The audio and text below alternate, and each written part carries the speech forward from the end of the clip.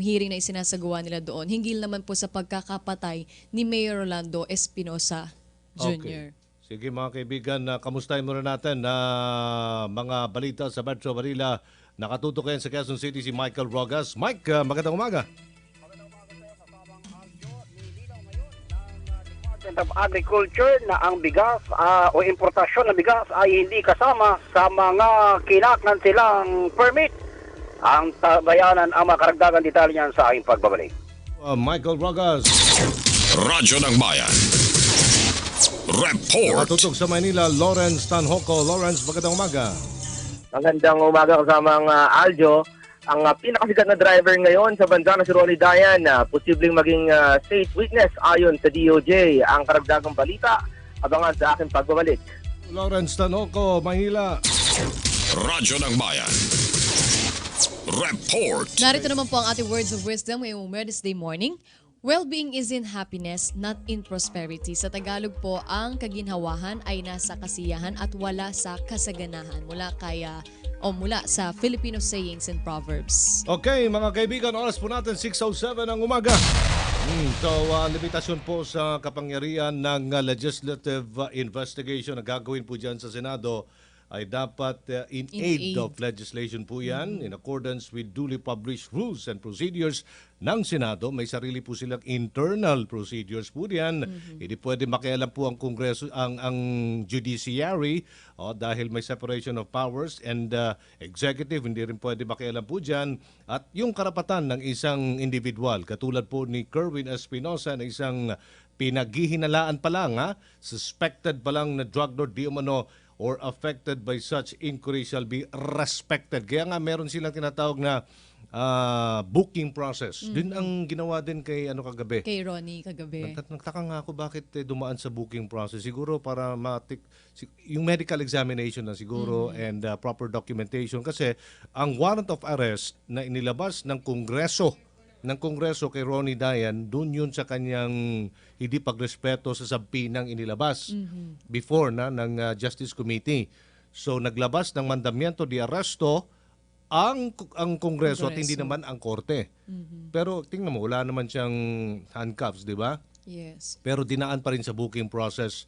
Hindi naman siya ikukulong sa bakal na rehas. Ikukulong siya, mga kaibigan, sa loob ng isang kwarto lang siguro dyan sa Kongreso upang maprotektahan ang kanyang pagkatao at mapangalagaan ng kanyang karapatan. Yes, kagabi nga nandun na siya nagstay sa Yes. Kongreso at dinaanan niya yung medical check-up niya. Yes. Actually, May para sakit na siyang yata. ermitanyo sa itsura niya. Sorry And nagkaroon na siya ng arthritis dahil sa bundok, ang kakainin mo talaga mga gulay. Gulay Yun na lang lang. din yung means niya para mabuhay, magtanim. Okay. So, puro sitaw. Nasa linya ng telepono natin si Deputy Speaker Fredenil Castro. Congressman Castro, magandang umaga po, sir.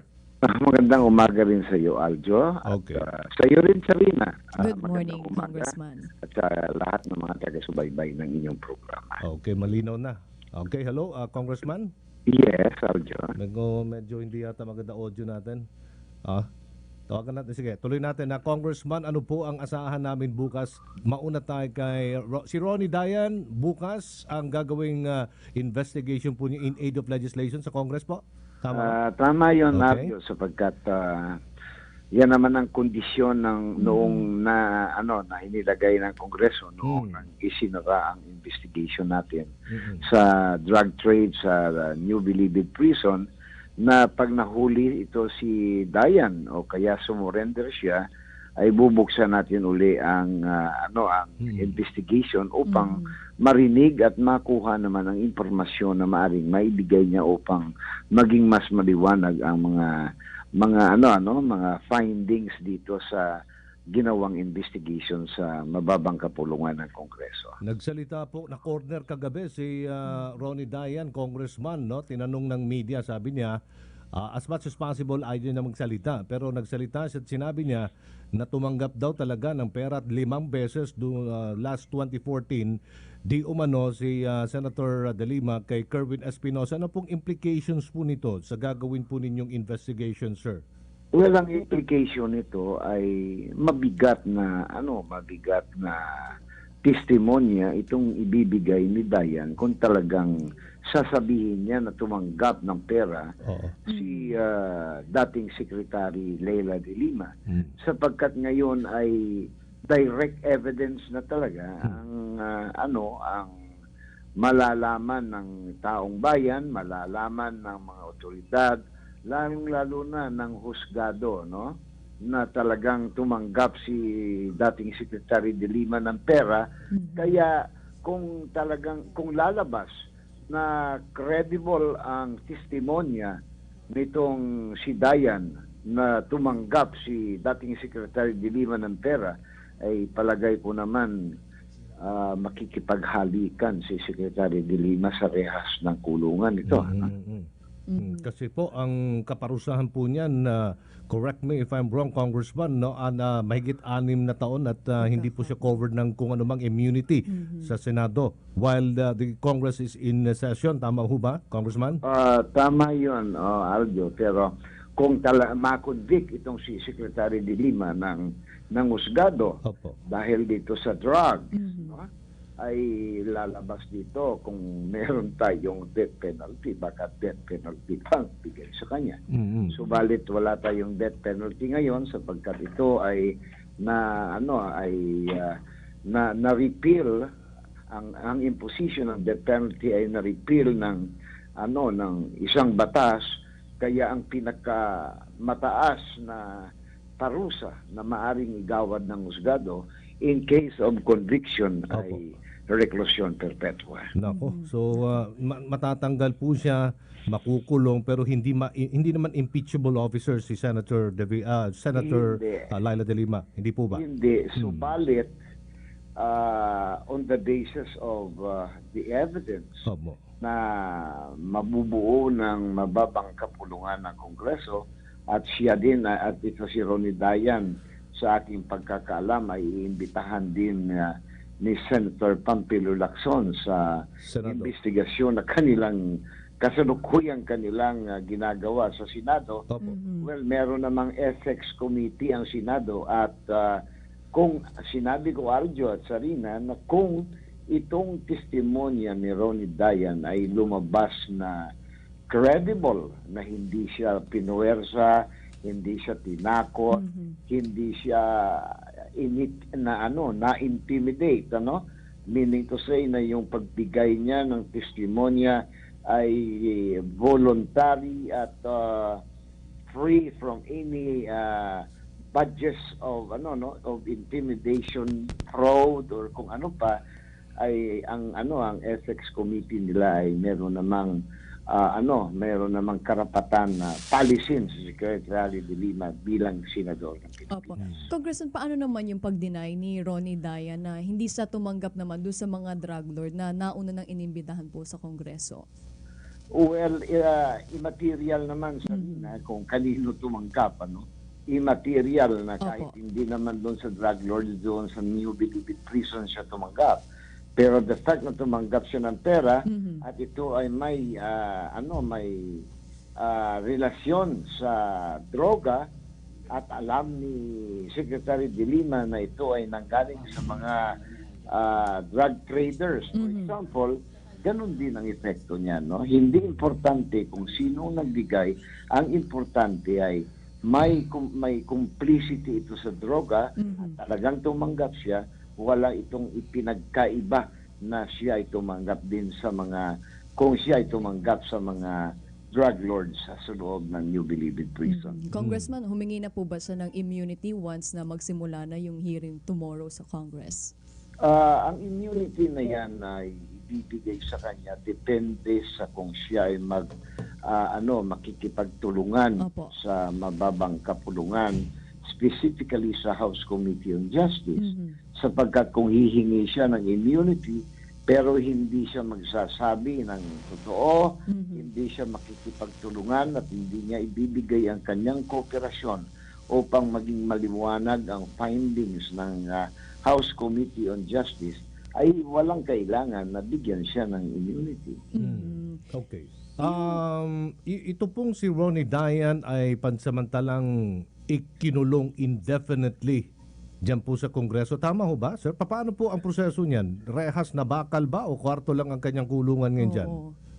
He is under detention. Opo. No?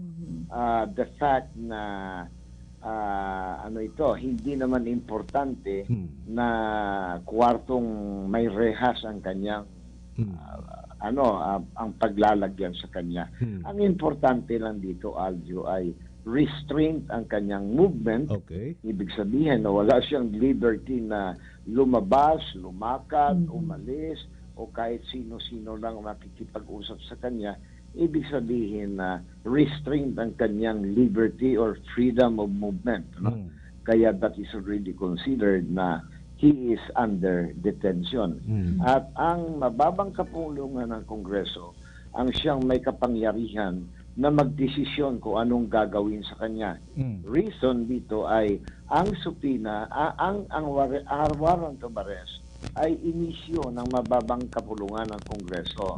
Kaya siya ay isinorender sa mababang kapulungan din ng Kongreso sapagkat ito ang may authority, being the authority na nag-issue ng warrant of arrest. Pero hindi po siya akusado, no, Congressman, no? Hindi po siya Sa ngayon ay hindi suspected. pa siya akusado. Okay. Ang kanyang kasalanan lamang ay in connection with non-appearance Hindi pagdalo. sa pagdinig, no? Na ginanap sa mababang kapulungan, kaya siya ay hinainan ng isang contempt proceeding or contempt or action ng mababang kapulungan. So, Hindi ko lang liwanagin, Aljo, na Opo. dahil ito ay contempt lamang ng mababang kapulungan, walang piyansa dito, no? Opo. It's indefinite, no? Kung siya ay patatawarin ng mababang kapulungan dahil sa kanyang hindi pagdating Opo. sa pagdinig na ginanap sa House Committee on Justice, Yes, sir. ay maaari siyang pakawalan, ano? Pero So, maaari naman siya ngayong hulihin din ng Philippine National Police kung siya ay pakakawalan ng mababang kapulungan sapagkat merong mga testimonya laban sa kanya, no? Maaari siyang arestuhin at imbestigahan ng PNP.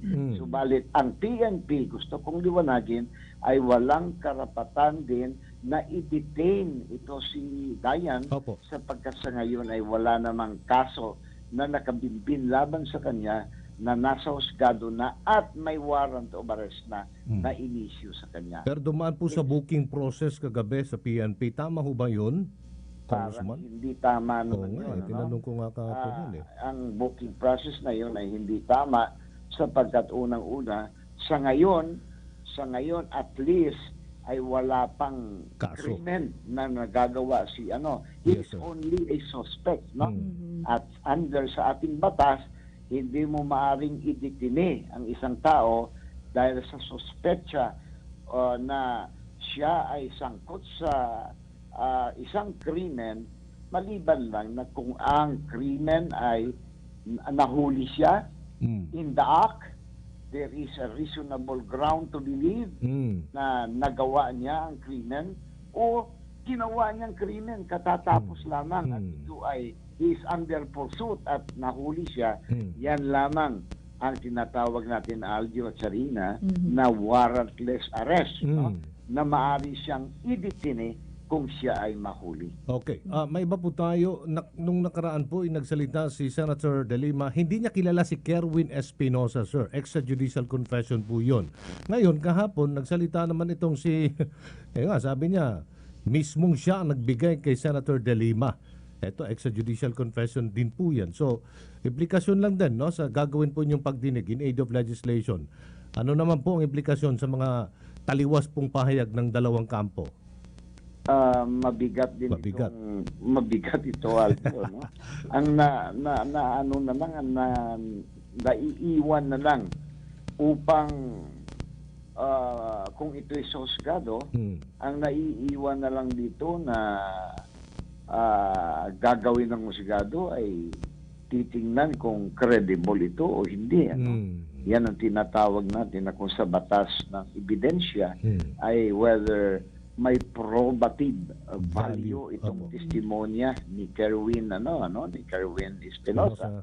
At kung may probative value ito, makita ng husgado na walang kaduda-duda na talagang tumanggap ng pera na naman si Secretary De Lima, my God, yan ang sinasabi ko kanina na nakikipaghalikan siya ng habang buhay, no, Nako. sa rehas nito pag nagkataon. So the imprisonment of Ronnie Dayan could last not only during the session when the offense was committed, kung meron man, but until the final adjournment po ng kapulungan, sir. Tama ho ba? Kahit na mag-adjourn kami, Arjo, kung ayaw ng Kongreso na i-release siya, hindi siya ma-release. Okay. Congressman, paano naman yung pag-admit nila both side na meron silang relasyon? Kahapon, nasabi ni Diana, for 7 years naging sila. Ito po ba ay may bearing pa? May bearing ito sa asawa ni Dayan. Ano? Kung siya ay hindi pa hiwalay sa asawa, maaari siyang idemanda ng asawa niya. Pati na si dating Secretary De Lima ng concubinage. Pero follow up ko lang, Serena, sir, bilang abogado. Kung concubinage kay Dayan, wala naman pong asawa si Laila De Lima, pwede ba siyang adultery? Wala naman siyang adultery Wala. dito. Ano? Concubine lang siya. Concubinage. Yes. Ayan. Yun ay madadagdag sa kaso niya sa pwede ethics, rin. ano? Sa Senado. Well, alam mo, kung siya ay ididemanda, silang dalawa ay ididemanda, no, ng asawa ni Dayan. Subalit, we have to remember na there are two kinds of crimes, no? Opo. The two kinds of crimes are, ang isa ang private offense at saka pangalawa ay public offense. Ang public offense na tinatawag, ito ang krimen na maaring i-file ng mga otoridad, no? Na kahit na hindi mag-file ang offended party na Estado mismo. offended party. Pero itong concubinage is a private offense. Meaning ito ay hindi maaring i-file lang ng kung sino-sino. Kailangan na ito ay i-file mismo ng asawa. Okay. Asawa. Okay, thank you so much, Congressman Fredenil Castro, Deputy Speaker dyan po sa HOR, House of Representatives. Good morning again, sir. Magandang umaga rin sa iyo, Aljo. Magandang umaga sa iyo, Sarina, at sa lahat ng taga-subaybay ng iyong programa. At ako ay dapat magpasalamat din sa inyo sapagkat binigyan niyo ako ng pagkakataon na makapaglingkod sa bayan ngayong umaga. Mabuhay kayo. Mabuhay din po kayo, Thank you, Congressman. Congressman. 7 years. Alam mo, nag-trending, wala daw forever. Kasi nga 7 years, wala, naghiwalay pa. Grabe, no? 7 years, no? Pero ang tatag, ah. Love is blind, no? Teka, ba't Naniniwala ka ka ba doon? doon sa love is blind? Maaari. Seryoso lang, ha? Talagang pumayat si Ronnie Dayan. Hindi ko na halos makilala, eh. Ang layo doon sa mga picture na Saan ba siya, pinapakita sa La sa Union? media. Nasa La Union siya nakuha, sa San Juan. Oo, And then namayat talaga napunta siya. sa bundok. Hirap na daw siya bundok. tumakbo dahil nga may arthritis pa siyang iniinda. Sugat-sugat na siya kakatakbo.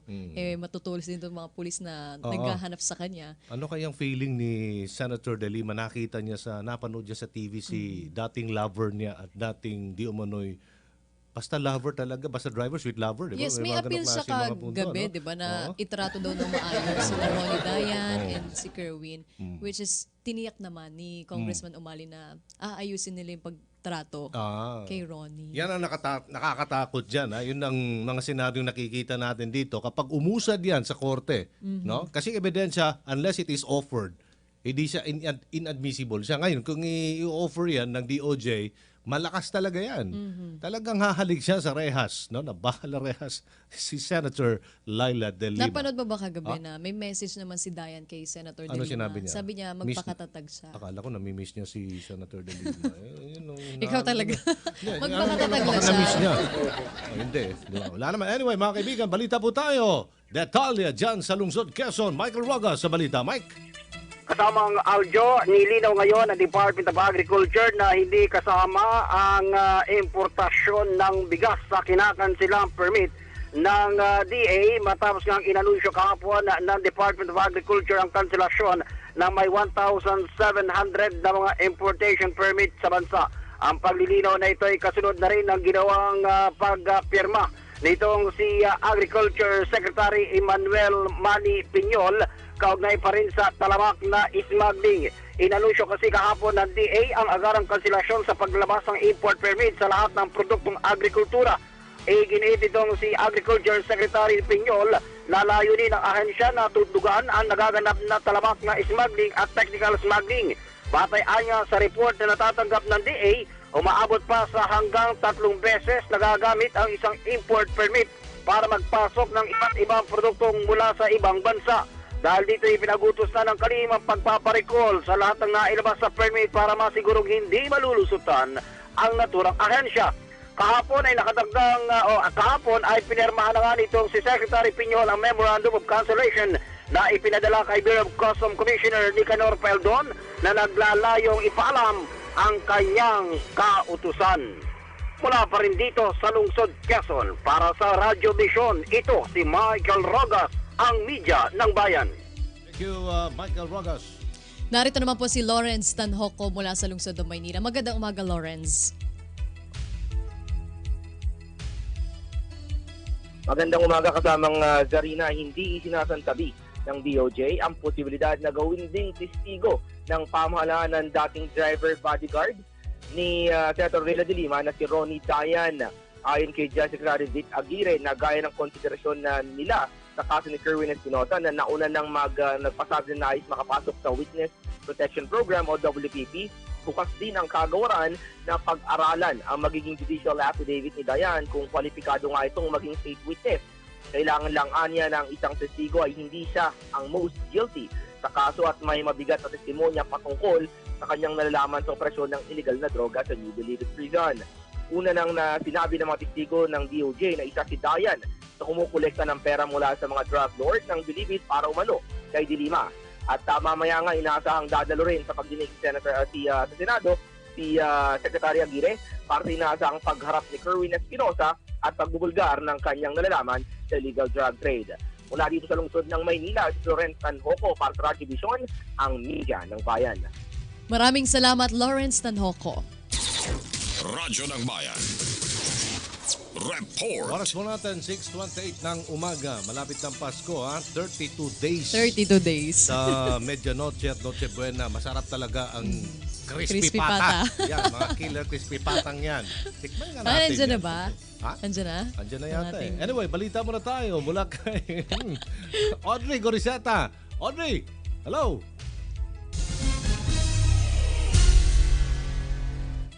Narito na may init na balita dito sa Radyo Vision. Ronnie Dayan naaresto ng PNP kahapon sa La Union.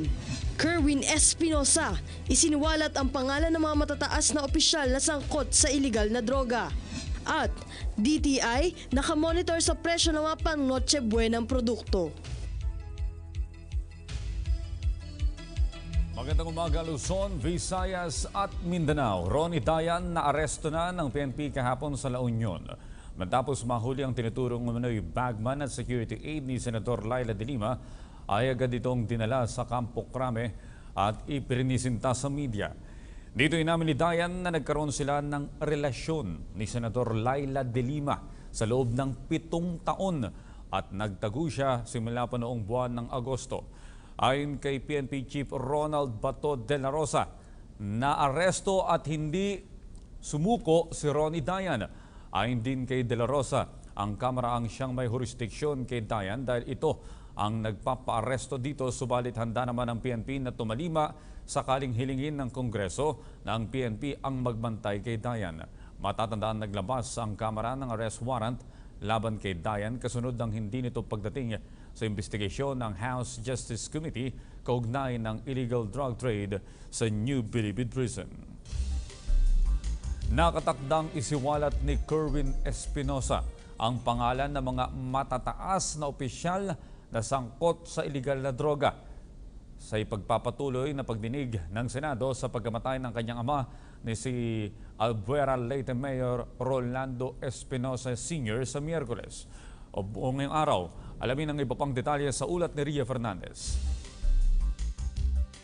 Sinasabing isang pasabog di umano ang magiging revelasyon ni Kerwin Espinosa sa pagpapatuloy ng pagdinig ng Senado sa pagkamatay ng kanyang ama na si Albuera Leyte Mayor Rolando Espinosa Sr. habang nakakulong sa Miyerkules.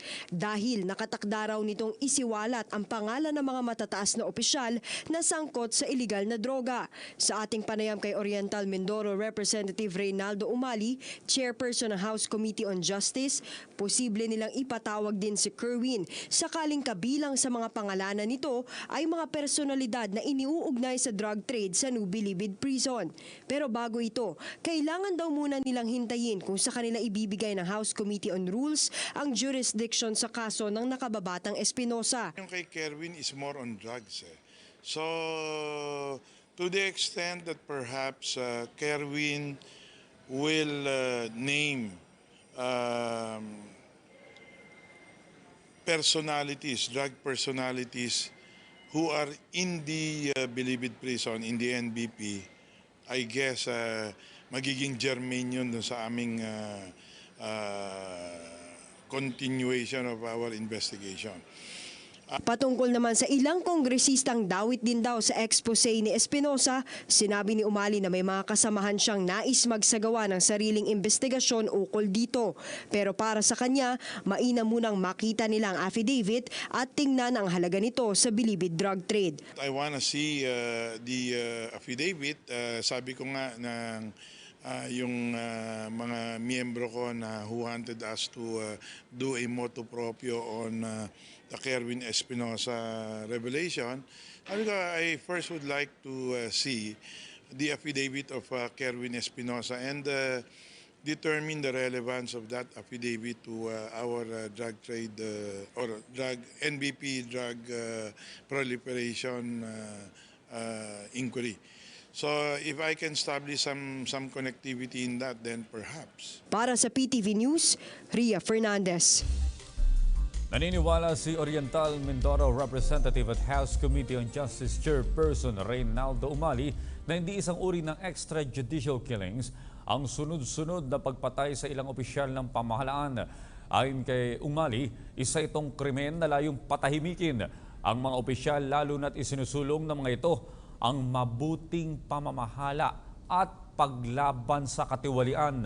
Taliwas ito sa lumalabas na anggulo ng pagpaslang na sangkot di umano ang mga ito sa illegal na droga. Matatanda ang patay sa pananambang si Bureau of Customs Deputy Commissioner for Internal Administration Arturo Lachica noong Huwebes ng nakaraang linggo. Sumunod naman ang pamamaslang kay Bureau of Internal Revenue Regional Director Jonas Amora kahapon o ng isang araw, habang nagpakamatay naman ang Energy Regulatory Commission Director na si Francisco Villa Jr. Kapwa pinamumunuan ni Lachica at Villa ang Bids and Awards Committee ng kanilang ahensya. Define what EJK is. Kasi kung yung EJK, when you say EJK, you meant that it is government doing it. I doubt it. But because it is more on criminality, merong sigurong mga gustong protektahan yung kanilang identities in crimes that have been committed. Kanya I would like to think more in those terms than government doing it. So alam mo, dapat i-define natin yung EJK kasi it's already abused. Yung usage of the term is already abused. Sa iba pang balita, pinagpaplanuhan na ng Armed Forces of the Philippines at U.S. Pacific Command ang magiging bagong direksyon ng kanilang joint military exercises. Napagkasunduan ng dalawang panig ang pagtanggal sa ilang mga nakagawiang aktibidad, partikular na ang Fiblex at Karat. May ulat si Lala Babilonia. Nagpulong ang Armed Forces of the Philippines at ang Hawaii-based US Pacific Command upang planuhin ang bagong magiging daloy ng kanilang joint military exercises. Pinangunahan ang Mutual Defense Board and Security Engagement Board meeting ni General Ricardo Visaya at ni Admiral Harry Harris. Matatandaan, naging bukas si Pangulong Rodrigo Duterte sa pagpapatigil ng Philippine-US military exercises, subalit kinalaunay na pagkasundoang ituloy pa rin ito. Gayunpaman, mababawasan na ang ilang aktibidad sa mga susunod na joint exercise ng Pilipinas kasama ang Estados Unidos. Ayon sa AFP, mawawala na ang Philippine-US Amphibious Landing Exercises o PHIBLEX, pati ang Cooperation of Float Readiness and Training o CARAT na kapwa mga assault-type activities. Habang ang balikatan naman ay inaasahang patuloy pa rin na idadaos ng dalawang bansa. Nakasaad sa joint statement ng AFP at ng US Pacific Command ang matagumpay na pagdaraos ng Mutual Defense Board and Security Engagement Board meeting ay patunay lamang na nananatiling matatag ang relasyon ng US at ng Philippine Army. This highlights the enduring commitment of both countries to the US-Philippine alliance. We look forward to continued close cooperation in areas central to both our national and security interests. Para sa PTV News, Lala Babilonia. Samantala, isang linggo mula nang ipatupad ang pinahigpit na motorcycle lane policy, umabot na sa mahigit 360 ang mga nahuli ng MMDA na hindi sumusunod dito. Bukod sa mga motoristang lumalabas sa itinakdang motorcycle lane, inuhuli rin ng MMDA ang mga rider na hindi nakasuot ng safety gears. Umaasa ang ahensya na sa pagpapatuloy ng implementasyon ng polisiya ay mababawasan pa ang bilang ng mga motorcycle-related accident sa lansangan. Ang ulat mula kay Eunice Samonte. Upang tiyakin ang seguridad at kaligtasan ng mga motorista ay tiniyak ng Metropolitan Manila Development Authority o MMDA na mayroong sariling lugar sa EDSA ang mga bumabagtas dito sa pamamagitan ng motor at bisikleta. Yan ay naging posible sa pamamagitan ng mas pinag-igting at mas mahigpit na pagpapatupad ng motorcycle lane policy sa kahabaan ng EDSA. Sa katunayan, sa isang linggong pagpapatupad nito simula November 14 ay umabot na sa 362 ang mga nahuling pasaway na motorista na hindi sumusunod sa tamang daanan. Ayon kay MMDA Traffic Engineering Director Noemi Resio, kasama sa iniinspeksyon dito ay kung nakasuot ba sila ng tamang safety gears at kung sila ba ay naka-rubber shoes sa pagdaan nila sa EDSA. Actually, hindi lang yung aming hinuhuli, hindi lang ang violation is motorcycle lane. Hinuhuli pa rin namin yung mga walang helmet. Dapat kasi yung motorsiklo nakailaw kahit araw. Tapos yung mga, dapat may mga gadgets para sa safety. So yun yung isa pa rin yun sa chinecheck ng MMDA. Nabanggit nga rin ni MMDA Director Resio na kaisa nila ang mga grupo ng motorista na humihingi pa ng additional lanes. Imbis na 4th lane lang ay hinihiling ng mga grupo ng motorista na isama na rin ang 5th lane para mayroon silang allowance. Sa pamamagitan ng paggamit ng motorcycle lane sa EDSA tuwing 7 a.m. to 10 a.m. at 4 p.m. to 7 p.m. o tuwing rush hours ay inaasahan na mas magiging ligtas ang ating mga siklista at mga motorista. Base kasi sa datos ng Road Crash Statistical Report mula January to April 2016 ay umabot na sa bilang na 7,033 ang aksidente ng motorsiklo sa daan at 82 rito ay ikinamatay ng mga naaksidente. Noong nakaraang taon naman ay umabot sa 18,668 motorcycle-related accidents ang naitala ng MMDA na nagresulta sa mahigit 200 kaso ng madugong pagkamatay. Matatandaan rin na dumarami na ang kaso ng away trapiko sangkot ang mga motorista kagaya na lamang ng nangyari sa siklistang si Mark Geralde na napatay ng Army Reservist na si Von Tanto nitong Hulyo. Tiniyak naman ng MMDA na seryoso sila sa pagbabantay ng seguridad ng mga motorista at nang maiwasan na ang mahabang trapiko sa EDSA. Para sa PTV News, Eunice Samonte. At yan po naman ang aming mga nakalap na balita at impormasyon para sa Radyo Vision. Ako po si Audrey Goriseta. Balikan muna natin si Ninong Aljo at Sherina. Okay, Mr. Killer. Crispy Pata Killer. Baliktad. Ay. Killer Crispy Pata. Magkano daw? Magkano yung preso? 280. 280. Mahal, ano? Mahal. Oo, sige. Si Audrey Goriseta po yan. Ha? So, kung may mga order Na mahalan. itawag nyo kaagad kay Sarina. Kaya pwede kay Sarina. Siguro, ahente. Kahit sa akin, mahente na lang tayo. Pero masarap talaga yung Killer Crispy Pata. Sabi nila, di ba? Sarap daw talaga. O sige, Hindi pa natin natitikman. Ang hirap magsalita Wala pa nga dito eh. Kailan ba yung mag-deliver dito yung Killer Crispy Pata na yan ni Audrey Goriseta? Sige. tikman natin Kung yan. malutong. Malutong. Wow. Okay, sige. Tuloy mo yan, Audrey, ha? Aasenso ka dyan, pare. Anyway, mga kaibigan, balita po tayo sa labas ng Metro Manila. Unahan natin sa Iloilo, JP Hervas. JP, magandang umaga. Magandang umaga yung duksana ng Department of Agriculture o DA Western Visayas sa Central Philippine University ang ika-6 na Regional Organic Agri-Research Fair and Exhibits. Ang Regional Organic Agri-Research Fair and Exhibits ay bahagi lamang ng mga aktibidad na inihanda ng ahensya para sa pagdiriwang ng National Organic Agriculture Month. Ayon kay DA Director Revelyn Recoter, layunin ng aktibidad na maingganyo ang mas maraming magsasaka na sumubok ng organic farming dahil sa malaking ambag nito sa kalusugan, kabuhayan at kalikasan. Bukod sa product exhibit, organic agriculture trade fair, research presentation at seminar tungkol sa organic farming, naganda din ang hensya ng iba't ibang patimpalak gaya ng compost at pinalabay o tulong hiligay noon na lalaukan ng mga magsasaka sa rehiyon. Ang Regional Organic Agri-Research Fair and Exhibits na binuksan kahapon ay tatagal hanggang Biyernes ngayong linggo. Mula sa Iloilo para sa Radio Vision, JP Hervas, Media ng Bayan. Thank you, JP Hervas. Narito naman po ang Dagupan Radyo ng Bayan kasama si Dexter Dupagan. Magandang umaga, Dexter. Yes, maraming salamat na mabigyan kabosan sa ikatlong pagkakataon ng pamalang palalawigan ng Pangasinan ay tumanggap ng National Quality Corn Achievers Award mula sa Department of Agriculture. Ipininisinta ni YC Provincial Agriculturist Dalisay Moya kay Governor Amado Espino III ang award kalakip ng 3 million pesos na halaga ng cheque bilang cash prize. Ayon kay Moya, ang Pangasinan ay isa lamang sa 5 probinsya sa bansa na ginawaran ng parangal. Samantala, sinabi naman ng gobernador na ilala ng 3 milyong piso para sa pagsasayos ng Corn Farmers Activity Center sa bayan ng San Quintin, pagbili ng karagdagang sasakyan na gagamitin ng OPAG at ang iba pang corn-related development projects. Matatantang tumanggap na rin ng parangal ang lalawigan ng 2013 at 2014. Para sa Radio Vision, Dexter Dupagan mula sa Dagupan City, Media ng Bayan. Maraming salamat, Dexter Dupagan. Elsie Molina, Zamboanga, Radyo ng Bayan, Zamboanga. Elsie, magandang umaga. Buenos dias sa Pilipinas.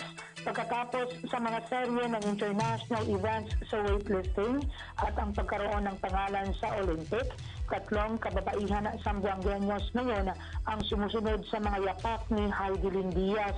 Sina Maria Deza de los Santos, Rose G. Ramos at Cristel Macrohon ay nakakuha ng silver at bronze medals sa iba't ibang kategorya ng weightlifting kamailan sa 18th Asian Youth, 23rd Asian Junior Women's Weightlifting Championship sa Tokyo, Japan. Ayon kay City Sports Division Chief Dr. Cecil Atilano, ang mga atleta ay kinayang lahat na sinalihan sa naturang kategorya kung kaya't may mga medalyang nakuha ang mga ito. Ito ay ang snatch, clean and jerk event. Ang snatch ay una sa 2 pagbubuhat sa weightlifting, sumusunod ang clean and jerk. Sa Philippine Weightlifting Association Vice President at City Councilor Albert Atilano at ilang sports officials ang namuno sa Philippine delegation sa Japan. Isa sa 3 babaeng Zamboangueño umano ang magiging representante ng Pilipinas sa 2018 Youth Olympic Games, habang ang 2 ay sasabat sa 2020 Tokyo Olympics. Kasama na rito ang mga dating Olympian at silver medalist na si Heidi Lynn Diaz at si Nestor Colonia. Para sa Radio Vision, Elsie Canillo Molina, Zamboanga, Media ng Bayan. Elsie Molina, Radyo ng Bayan, Zamboanga. Balita naman tayo sa lagay ng panahon with Amor La Rosa. Aljo and Zarina, magandang umaga Pilipinas sa lagay ng ating panahon. Ng Philippine Area of Responsibility ang Binabaja Area o Sama ng Panahon. Alas 4 po yung namataan sa layong 730 kilometers silangan ng Hinatuan, Surigao del Sur. Ayon kay Pag-asa Weather Forecaster Obet Badrina, hindi pa rin po natin inaalis yung posibilidad na ito ay mabuo o lumakas sa pagiging isang bagyo, lalo pat nananatili po ito dito sa karagatan kung saan makakakuha pa ito ng amount of moisture at ganun din ng heat na favorable sa paglakas ng isang ng weather disturbance. Sa ngayon po yung trough na yung extended part niyan ay umaabot na dito sa ilang bahagi ng ating bansa kaya makakaranas ng maulang panahon ang malaking bahagi ng Pilipinas. Inaasahan po natin ang maulap na kalangitan na magdudulot ng mahina hanggang sa katamtamang pag-ulan at mga pagkidlat pagkulog. Dito po yan sa buong Kabisayaan, ganun din dito sa buong Mindanao at dami na rin po dito itong bahagi naman ng Bicol region kaya doble ingat para sa mga residente ng nabanggit na lugar. Dito naman sa Metro Manila at ganun din sa natitirang bahagi pa ng ating bansa. Mararanasan naman natin ang generally fair weather condition pa naman. Ibig sabihin po niyan, meron tayong bahagya hanggang sa maulap na kalangitan at hindi pa rin po inaalis ang posibilidad ng mga pulupulong pag-ulan o pagkidlat pagkulog, lalong-lalo na po yan pagsapit ng hapon o kaya naman ay sa gabi. At dahil po sa presensya nitong sama ng panahon dito sa loob ng Philippine boundary, silipin po natin kung paano kaya nito maapektuhan ang agwat ng temperatura sa iba't ibang bahagi ng bansa. Unahin natin dito sa Luzon para sa Baguio City. Inaasahan ng 14 to 25 degrees Celsius. Mararanasan naman ang generally fair weather conditions sa mga susunod na oras. Dito naman sa Olonga po at ganoon din sa Metro Manila, mainit at malinsangang panahon ang dapat paghandaan sa mga susunod na oras dahil posible po yung pumalo ng hanggang 33 degrees Celsius. Sa bahagi naman ng Visayas, para sa Tacloban, inaasahan ng 24 to 30 degrees Celsius. Habang dito naman sa Iloilo, Bacolod at ganoon din sa Metro Cebu, inaasahan po ang 25 to 32 degrees Celsius.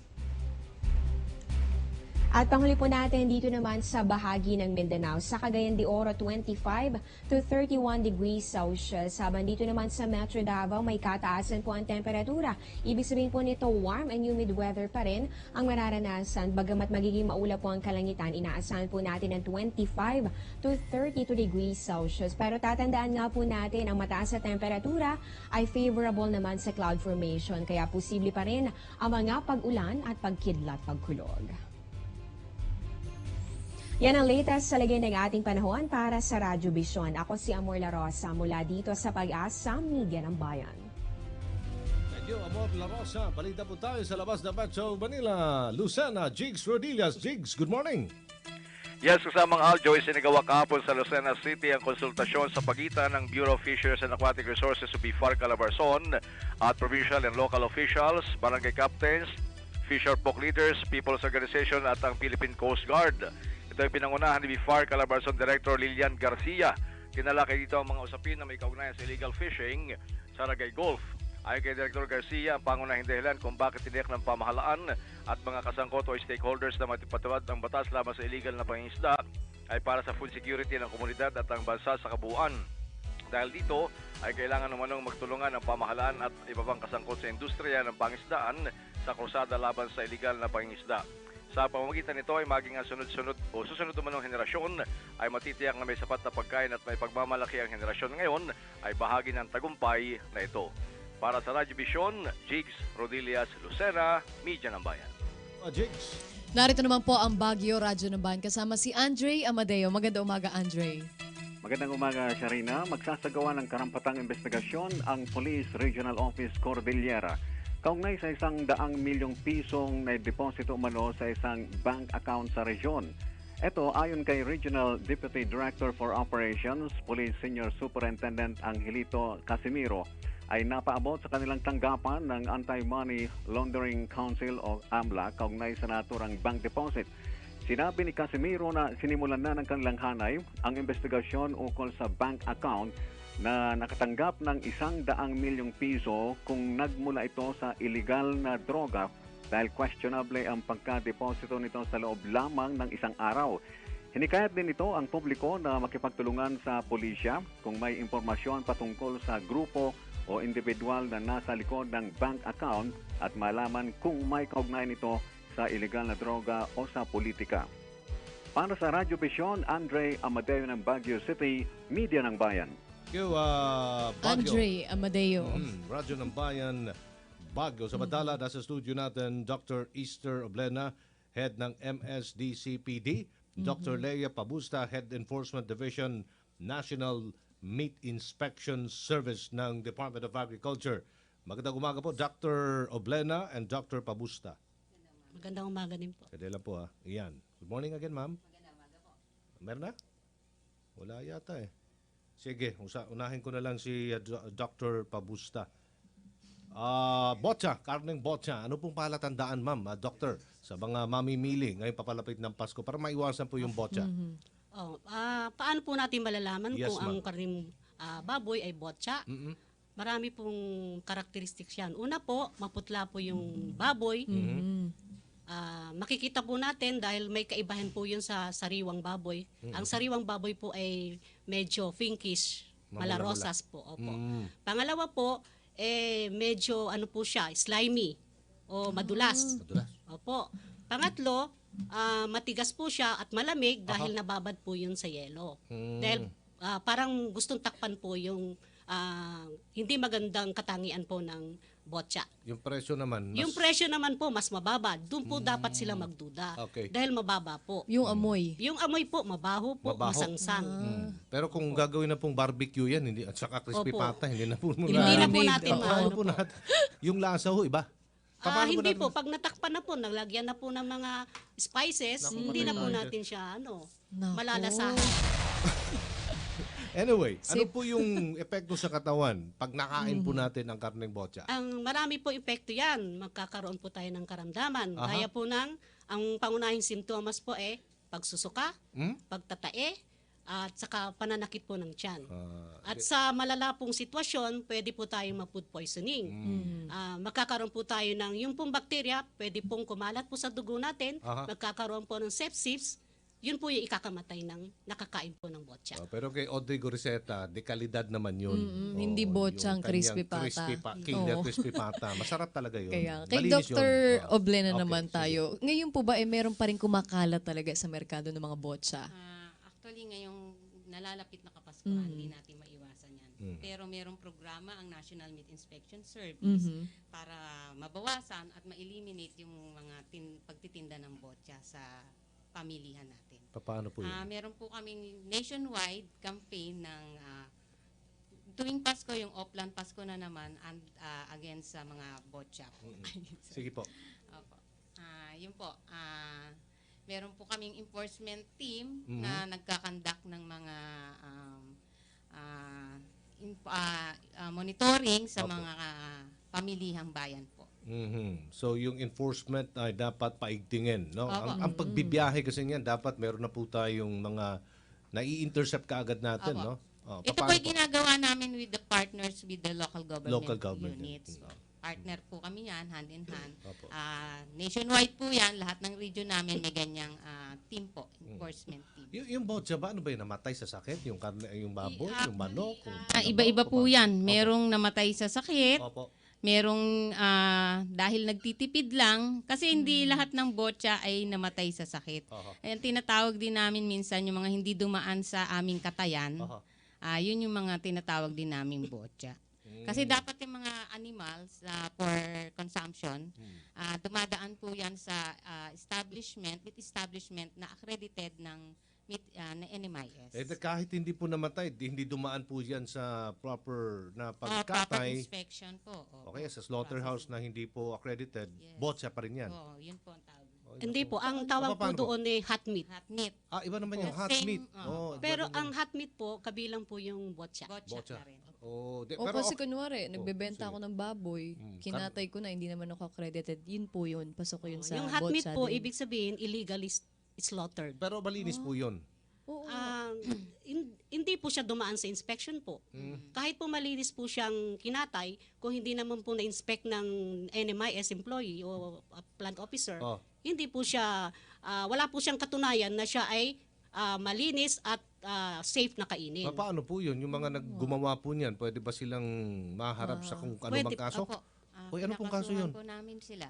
Naku. Under po sa Uy, maraming aming gumagano law na na sa 10.5 probinsya, po. ma'am. Opo. Yung backyard farming. Tapos, Sila rin nagkakatay. Kakatay, tapos Actually, binibenta. sir, sa backyard, Ah. inaalaw namin sila, pero humihingi sila ng assistance, tumatawag sila sa provincial or the municipal offices para matignan yung ano. Pero isa-isa lang po ang inaalaw namin for special occasion lang. Kunwari, may handaan sa kanilang pamilya at magkakatay sila, yun lang po ang inaalaw. As for family consumption lang, mga parientes o mga Opo. relatives, hindi Pero- pwede ibenta. Hindi po. Pero yung benta, kailangan po idaan nila yon sa katayan po. Accredited na katayan. Kasi dapat after ikatayan, frozen ba dapat? I-freeze? O paano ba? Ilagay sa malaking refrigerator? Paano po yun, ma'am? Hindi po, kung dadalhin po sa palengke, dapat po sariwa po. Sariwa? Opo. Marami akong nakikita dyan nakalagay lang po sa kung saan-saan Pwede po yan? Paano pong Sa palengke? nakalagay Kaya sa... lang, nakatiwangwang na po sa palengke. Malinis po yan? Meron din po tayong... Na hanggang hapon, andyan pa rin. Sa umaga, nilagay hanggang hapon, hanggang gabi. Kinabukasan pa siguro, andyan pa yan. Actually po, ano po yun, bawal po sa amin yun. Oo. Kasi po hanggang 8 hours lang po ang 8 dapat na hours lang. i-stay. From the time of slaughter hanggang sa palengke, 8 hours lang po ang dapat nating... Dapat nasa freezer ho ba yan? Sa ibang bansa po kasi sa freezer nakalagay po yung mga karne. Hindi po siya nakatiwangwang lang dyan sa palengke. Tama ho ba, ma'am? Opo.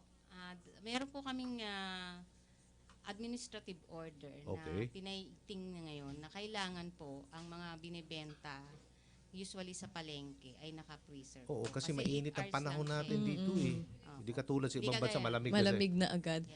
Oo. Hindi ko ngayon ko lang nalaman na pag magkakatay ka pala kahit family consumption, dapat may kasama kang May family from consumption NMIS. exemption yun. Accepted. Oo. Pero pagkakatayin, dapat merong nandun na representative mula po sa inyong office. Para Hindi lang po sa office namin, pwede po sa local government. Municipal. Sa bagay kasi baka nga naman di naman namin alam na maayos yung sakyan baboy na to. So, ang pakiusap na lang natin sa mga kababayan, kasi tayong oras, mag-ingat na lang sa pagbili at pag-consume ng mga pagkain na hindi mo alam botya. Halimbawa, lechon, barbecue, kung ano pa. Tosino, kung ano pa, mga longganisa. Pero kung fresh po, tignan po nila yung tatak ng pagkakasuri. Opo. Meron po kaming tatak nun sa yung mga- kulay Yung blue. fresh. Yung kulay blue ba yun? And then kung ano po, Oo. meron po kaming pinapaskill na meat inspection certificate sa mga palengke po. Okay. Yun po ang hanapin ng ating mga mamimili para masiguradong ang mga binili nilang karne ay hindi mga botya at ito ay kinatay sa akreditong katayan ng NMIS. Okay, so sayang wala tayong oras pero imbitahan natin ulit si Dr. Pabusta and Dr. Oblena. Pag-usapan natin to kasi importante to Miss Elena ha. Next week pwede ho kayo ma'am. Wala tayong oras, sayang no? Mahabang usapan to. Pero pwede naman sila mamaya sa Hamon Bendijo. Pwede after. May lakad ho kayo ma'am, wala. Meron po ngayong Ay, nako. gaganaping public Anong oras po yun? consultation on good regulatory practices. Maghapon po yan. Maghapon. Okay, sige. Thank you po, Dr. Easter Oblena and Dr. Lea Pabusta, NMIC. Thank you so much. Dahil wala ng oras, Opo, wala tayong oras. gusto po namin magpasalamat sa lahat ng mga nag-text, nakinig at nanood ngayong umaga dito sa Radyo Vision. Kung na-miss niyo po ang aming edisyon ngayong umaga, maaari kayo mag-log on sa youtube.com. Muli, ako po si Zarina Lusuegro. Okay, maraming salamat po. Ako po si Aljo Bendijo. Hamon Bendijo right after Radyo Vision with Dean Butch Hamon. Hanggang alas 8 po tayo sa Radyo ng Bayan. And good Happy- morning na Pilipinas sa PTV4 naman. Happy birthday, June Valiente! Yay! Crispy pata! Happy birthday, Kuya Jun. Okay, so abangan po ninyo ang Good Morning Pilipinas sa PTV4. Hamon Bendijo right after Radyo Vision. Ako po yung lingkod, Aljo Bendijo. Bye. Bye! Happy